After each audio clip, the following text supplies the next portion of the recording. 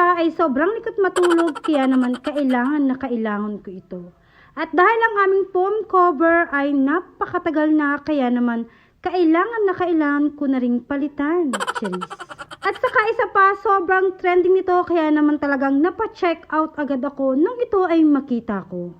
At ito na nga, grabe, sobrang bilis lang. Mga 3 days lang, andito na agad sa akin. At tara, samahan niyo ako mag-unboxing at samahan niyo akong tingnan kung hindi pa ako nagkamali ng aking pag-check out. So, una kong binuksan ay itong foam cover.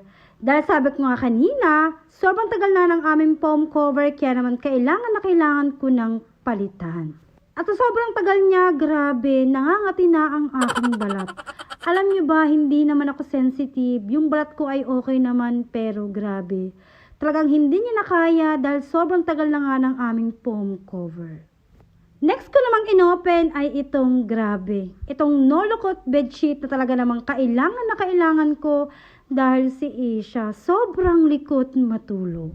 At dahil ito nga ay trending, kaya naman napo-order ako ng dalawa para naman may kapalitan. Kapag nilabhan ko yung isa, ay meron pa akong isang ilalagay. Ganon.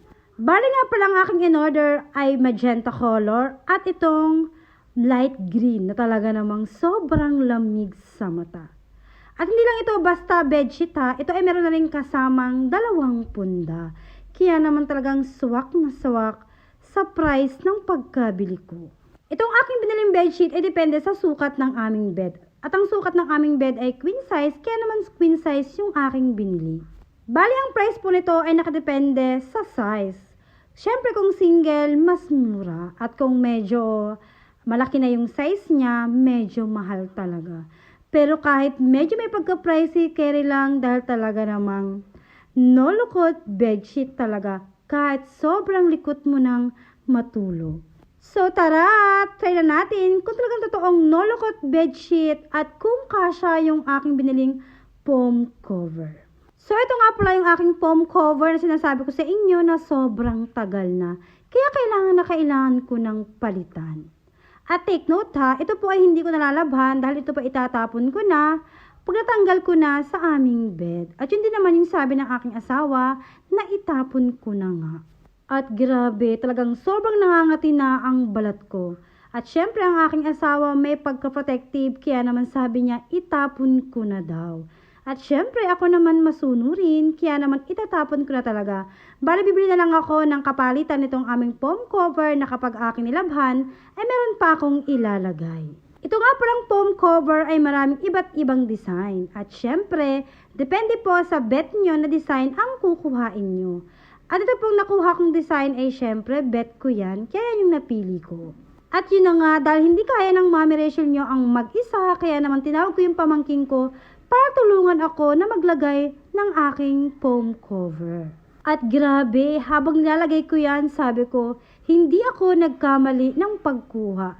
Dahil yung size niya talagang sakto lang at sapat lang sa aming bed. Pagkatapos kong mailagay yung foam cover, ang next ko namang nilagay ay itong no-lukot bedsheet. So, eto na. Malalaman na natin kung talagang totoong no-lukot bedsheet nga itong nagtitrending na no-lukot bedsheet. At grabe in fairness, habang nilalagay ko pa lang, grabe napapawaw talaga ako dahil ang ganda, ang lambot.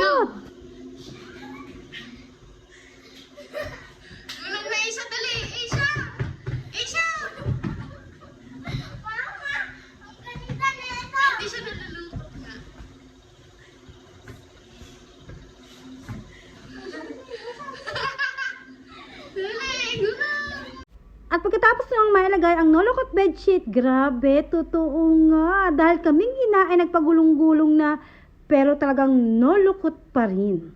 At hindi pa ako nakontento, ayan, talagang ginugusumot ko pa para mapakita sa inyo na talaga namang no-lukot. At grabe, nakakawaw dahil totoo ang chismis. Sa mga gusto pong bumili, maglalagay po ako ng link sa comment section. Yung, salamat, bye!